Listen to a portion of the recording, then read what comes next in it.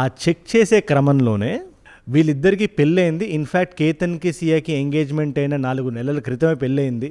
సొంత కొడుక్కి సొంత తండ్రికి తలకొరి విత్ ఇన్ ఫ్యూ డేస్ స్పాన్లో చేయాల్సి వస్తే అది ఎంత బాధాకరం అది.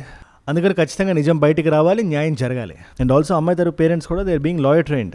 ఇవాళ మిడిల్ ఫింగర్ చూపించిన తర్వాత వాళ్ళ ఫాదర్ వచ్చి అంటారైనా. ఎనీవేస్ ఇక్కడ మన మెయిన్ మ్యాటర్లోకి వస్తే సిచ్యువేషన్ ఇక్కడ దాకా ఎలా ఉంది, వీళ్ళిద్దరికి ఆల్రెడీ పెళ్ళి అయిపోయింది. సో మెంటల్గా ఫిక్స్ అయిపోయారు కేతన్తో పెళ్లి జరగకూడదని చెప్పి. అట్ ద సేమ్ టైం ఇక్కడ చేతన్ భగత్ ఒక ఆర్టికల్ రాశాడు కదా, మనం ఐ థింక్ 4-5 days బ్యాక్ నేను వీడియో చేశాను. సియా గోయల్ చేతన్ చౌదరి కేసుకి సంబంధించి ఒక పెద్ద ట్విస్ట్ వచ్చింది. అది ఎంత పెద్ద ట్విస్ట్ అయ్యి ఉండొచ్చని మీరు అనుకుంటున్నారు? మీరు కళ్ళు మూసుకున్న వైల్డ్ గెస్ట్ చేయండి, మీరు ఎంత ఊహించినా కూడా దాన్ని దాటే ఒక ట్విస్ట్ బయటకు వచ్చింది. అపారెంట్లీ కేతన్కి సియాకి ఎంగేజ్మెంట్ జరిగింది కదా ఫిబ్రవరిలో. దానికి 4 నెలల ముందు Sia and Chetan were married. Investigation into Ketan Agarwal's murder plot has now taken a dramatic new twist. Sources are telling us that Sia Goyal and Chetan Chaudhary had secretly married 4 months before hatching that plot to kill Ketan Agarwal, and Sia married Chetan, her long-time boyfriend, despite being engaged to Ketan. అనే ఈ news NDTV break చేసింది. పూణే మిర్రర్లో కూడా దీని మీద articles ఉన్నాయి. అంతెందుకు ఇవాళ ఇండియా మొత్తం మాట్లాడుతుంది. అండ్ యు నో వాట్, ఈ సోషల్ మీడియాలో అకౌంట్స్ ఉంటాయి కదా, అందులో సియా చౌదరికి కేతన్తో ఎంగేజ్మెంట్ అవుతున్నప్పుడు ఆస్కర్ లెవెల్ పర్ఫార్మెన్స్, ఈ వండర్ ఉమెన్ లాగా అసలు happiest day of my life అని చెప్పి రూఫ్ టాప్లో ఓపెన్ చేసి ఇది చేసి అది చేసి మంచి సోషల్ మీడియా పోస్ట్లు అయినా పెట్టారు ఆవిడ.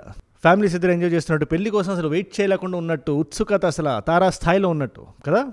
ఇదే టైంలో ఇదే సియా గోయల్కి ఇంకో ప్రైవేట్ ప్రొఫైల్ ఉందని, అదే ఇన్స్టాగ్రామ్లో. అక్కడ చాలా క్లోజ్ సర్కిల్ ఉందని, సర్కిల్ మొత్తానికి మ్యాటర్ తెలుసని. ఇప్పుడు ఆ ప్రైవేట్ ఇన్స్టాగ్రామ్ ప్రొఫైల్లో చేతన్కి సియాకి జరిగిన మ్యారేజ్ ఫొటోస్ కూడా ఉన్నాయని, గార్లెండ్తో ఫొటోస్ ఉన్నాయని చెప్పి, ఆ ఫొటోస్ మాకు దొరికాయని చెప్పి పోలీసులు చెప్తున్నారని చెప్పి న్యూస్ అవుట్లెట్స్ మనకు చెప్తున్నాయి. Let me tell you, facts are stranger than fiction అంటారు కదా, దానికి అద్దం పట్టేటట్టు ఉంది న్యూస్. అసలు పెళ్లి ఎలా జరిగింది, జరిగితే నిజంగా భారతదేశంలో జరిగే రిజిస్టర్డ్ మ్యారేజెస్లో మినిమం చెకింగ్ లేకుండా వీళ్ళు దాన్ని ఎలా నావిగేట్ చేశారు. బాలి ట్రిప్ వెళ్తున్నప్పుడు she didn't want to travel out of the country. అసలు సియా గోయల్కి బాలి వెళ్ళే ఉద్దేశం లేదు. అందుకే కేతన్ది పాస్పోర్ట్ తీసుకొని చింపేసిందో దాచేసిందో అంటే దానికి అర్థం చాలామంది ఇంకేదో అనుకున్నారు. కానీ పెళ్ళి అయిన తర్వాత సింగిలా మ్యారీడా అనే దగ్గర ఇమిగ్రేషన్ దగ్గర ఒక ఇష్యూ వస్తుంది కాబట్టే బాలికి వెళ్ళలేదు ఈ అమ్మాయి అని చెప్పి ఎంతమందికి తెలుసు. దీనికన్నా బ్లాస్టింగ్ న్యూస్ ఏమన్నా, ఉదయపూర్కి పెళ్లికి ముందు చేతన్ అండ్ సియా కలిపి వెళ్ళారు. Chetan is the boy friend. In fact అది వాళ్ళ హనీమూన్లో వెళ్ళారని కూడా హెడ్లైన్స్ ఉన్నాయి. అసలు ఇవన్నీ కాదు. అపారెంట్లీ కేతన్ వాళ్ళ ఇంట్లో ఈ అమ్మాయి ఒక అబ్బాయితో మాట్లాడుతుంది, పదే మాట్లాడుతుంది, ఓకే కదా అని వాళ్ళ డాడీని అడిగితే, నా బెస్ట్ ఫ్రెండ్ వాళ్ళ అమ్మాయి, మనకు బాగా తెలిసిన వాళ్ళు, కళ్ళు మూసుకొని చేసుకోవచ్చు అని చెప్పి వాళ్ళ ఫ్యామిలీ చెప్పిందని చెప్పి కొన్ని ఆర్టికల్స్ రాస్తున్నారు. ఇందులో రకరకాల వేరియేషన్స్ ఉన్నాయి. Highly trustable papers, media outlets కూడా ఉన్నాయి. పుకార్లు స్ప్రెడ్ చేసే ఆర్టికల్స్ కూడా ఉన్నాయి. ఫర్ ఎగ్జాంపుల్ ఇప్పుడు ఈ గార్లెండ్ ఫొటోస్ ఏవైతే నేను చెప్తున్నానో అది పోలీసులు బయటకు రిలీజ్ చేయాల, బట్ ఏలో కొన్ని ఇమేజెస్ సర్క్యులేట్ చేసి బయట తిప్పుతున్నారు. నేను అవి ఇక్కడ చూపించదలుచుకోవట్లా. మనం ఏం చేసినా ఏం మాట్లాడినా కూడా సోర్సులు బట్టే ఉండాలి. అదే ఇవాళ వీడియోలో మనం చేసే ప్రయత్నం చేద్దాం. అండ్ దీనికి సంబంధించి చాలా పెద్ద న్యూస్ ఇది, గత 10-15 రోజులుగా నడుస్తుంది. అండ్ ప్రతి వీడియోలో బిగినింగ్ నుంచి ఎండ్ వరకు చెప్పడం ఎందుకు చెప్పండి, మీరు పాత వీడియోలు మీరు చూసే ఉంటారు కదా, అందుకని మీరు దీన్ని కంటిన్యూస్గా చూడాలి. ఏ అప్డేట్ వచ్చినా నేను తెలుసుకోవాలని మీరు కొత్త వాళ్ళు ఎవరైనా అనుకుంటే వీడియోని సబ్స్క్రైబ్ చేసి పెట్టుకుని కంటిన్యూస్గా చూడండి. సబ్స్క్రైబ్ చేశారుగా, డన్. ఈ నాలెడ్జ్ పిల్ మీ దాకా తెచ్చే పూచి నాది. డైరెక్ట్గా మన పాయింట్లోకి వచ్చేద్దాం. ప్రస్తుతానికి సియా అండ్ చేతన్ ఎక్కడున్నారు అంటే they are in judicial custody.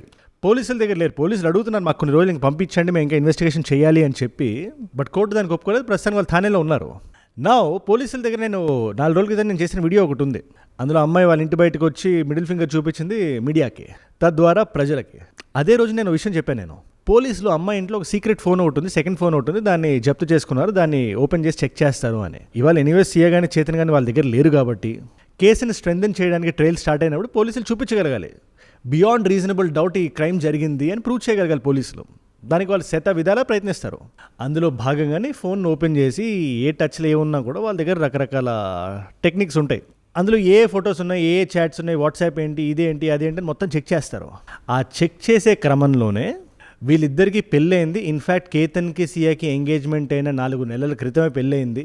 దానికి సంబంధించిన ఫొటోస్ ప్రైవేట్ వాట్సాప్ చాట్స్లో కానీ ఇన్స్టాగ్రామ్లో కానీ షేర్ అయి ఉన్నాయి. ప్రైవేట్ ఇన్స్టాగ్రామ్లో, క్లోజ్డ్ ఇన్స్టాగ్రామ్ ఉంటుంది కదా అని చెప్పి సర్క్యులేట్ అవుతుంది. మనం ఎంత ముందైనా వెళ్ళాలంటే కొంచెం మనం వెనక్కి వెళ్ళాలి. ఇప్పుడు హైలీ ట్రస్టబుల్ సోర్సెస్లో this is the thing that happened. NDTV దీన్ని బ్రేక్ చేసింది. ఖచ్చితంగా పెళ్ళి అయిందని చెప్పి ఎన్డీటీవీ బల్లగుద్ది చెప్తుంది. పూణే మిర్రర్ కూడా.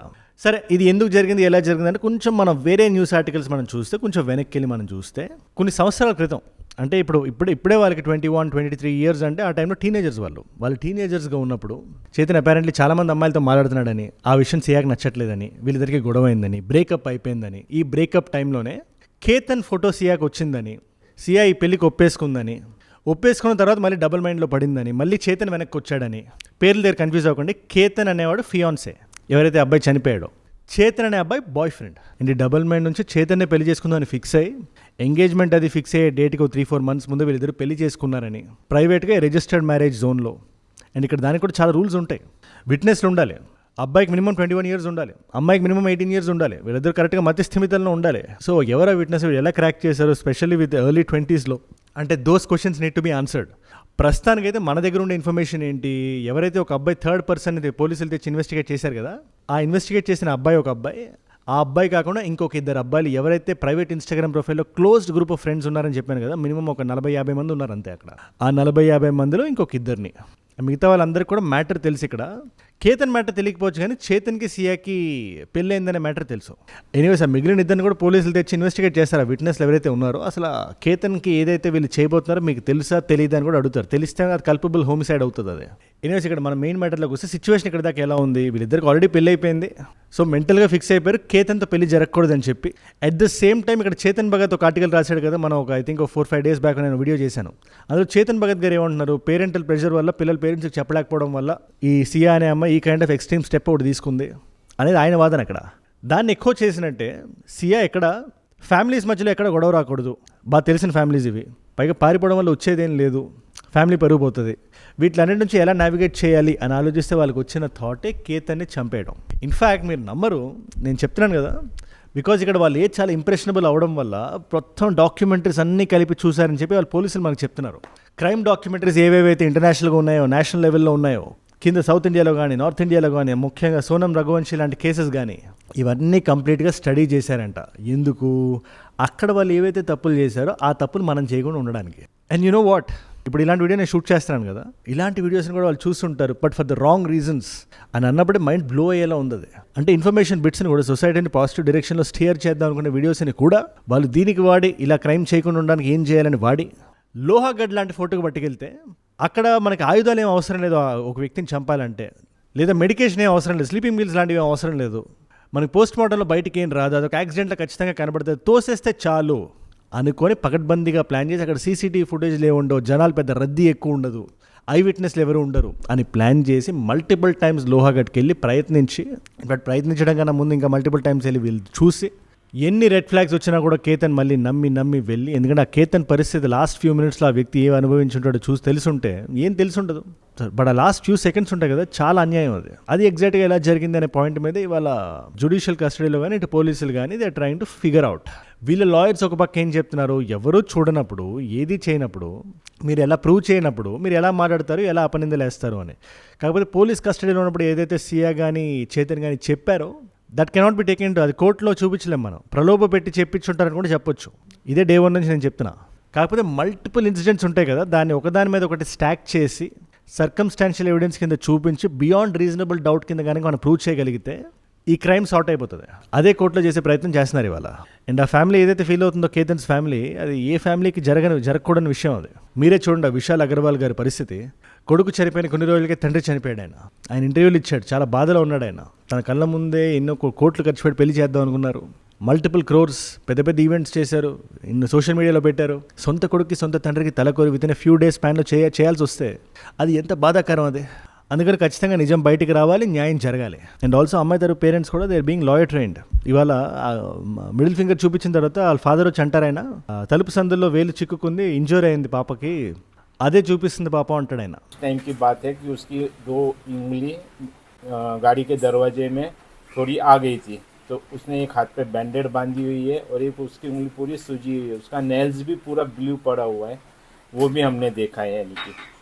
और सोशल मीडिया पे ये जो बात आ रही है इस घटिया तरीके से, तो ये अच्छी లేదా వాళ్ళ మదర్ అసలు చేతన్ అనే అబ్బాయి ఉన్నాడో లేదో కూడా మాకు తెలియదు అని చెప్తున్నారు ఆవిడ. ఇందులో ఎంతవరకు నిజం ఉందో నాకు తెలియదు, కానీ మీరు ఒక వ్యక్తిని సేవ్ చేసే క్రమంలో న్యాయానికి మీరు అడ్డుకట్టేస్తున్నారు మీరు. And let me tell you something, వాళ్ళు ఏదైతే అండర్ ద రేడార్ వెళ్ళి చేద్దాం అనుకున్నారో, ఓవర్ స్మార్ట్గా బిహేవ్ చేశారో, అది వాళ్ళ నేషనల్ న్యూస్ అయింది. సోనం రఘువంశీని మించిన న్యూస్ అయింది. ఆవిడ ఫస్ట్ ఆఫ్ ఆల్ 11 monthsలో బయటకు వచ్చేసారు ఆవిడ. ఎటువంటి ఎవిడెన్స్ లేవని చెప్పి 11 months ఆవిడ she served in jail and she came out. Meghalaya High Court has upheld a trial court order granting bail to Sonam. అదే ధైర్యం వాళ్ళు ఇటు సైడ్ వాళ్ళకి ఉంటుంది ఖచ్చితంగా. బట్ ఒకటి మాత్రం నిజం, ఈ ఎంగేజ్మెంట్ ఫంక్షన్లో కానీ సోషల్ మీడియాలో కానీ ఏదైతే పర్ఫార్మెన్స్ ఈ అమ్మాయి ఇచ్చిందో బా అసలు వండర్ ఉమెన్. సారీ ఈవిడ కానీ ఇదే టాలెంట్ సినిమాల్లో పెట్టుంటే పెద్ద పెద్ద అవార్డులు వచ్చేవి, నేషనల్ అవార్డు గట్రా వచ్చేవి.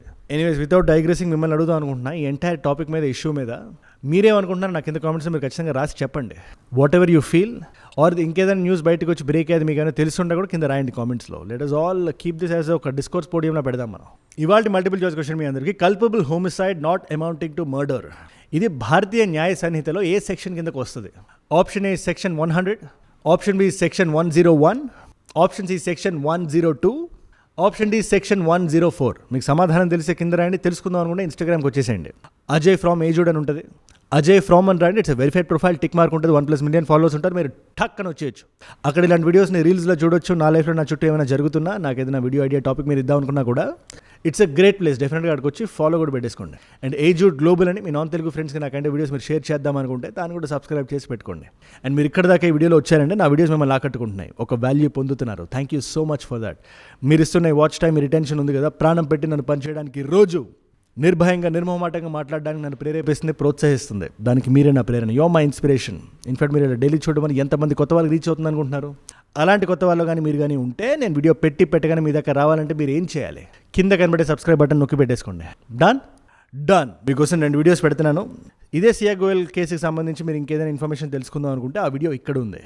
లేదు కొంచెం జియో పొలిటికల్గా నేను వెళ్దాం అనుకుంటే ఆ వీడియో ఇక్కడ ఉంది. మీకు ఏ వీడియో ఇంట్రెస్ట్ ఉంటే ఆ వీడియోని చూడండి. నేను మళ్ళీ మిమ్మల్ని రేపు ఇంకో వీడియోతో కలుస్తా. మనందరం కలిసి పెరగాలి, కలిసి ఎదగాలి. Let us all grow together. Let us all rise together. Rise above ignorance, rise above arrogance, rise above hate. ఏజుడ్ అంటే మనం. జై హింద్, జై భారత్, జై ఆంజనేయ. ఓం నమః శివాయ.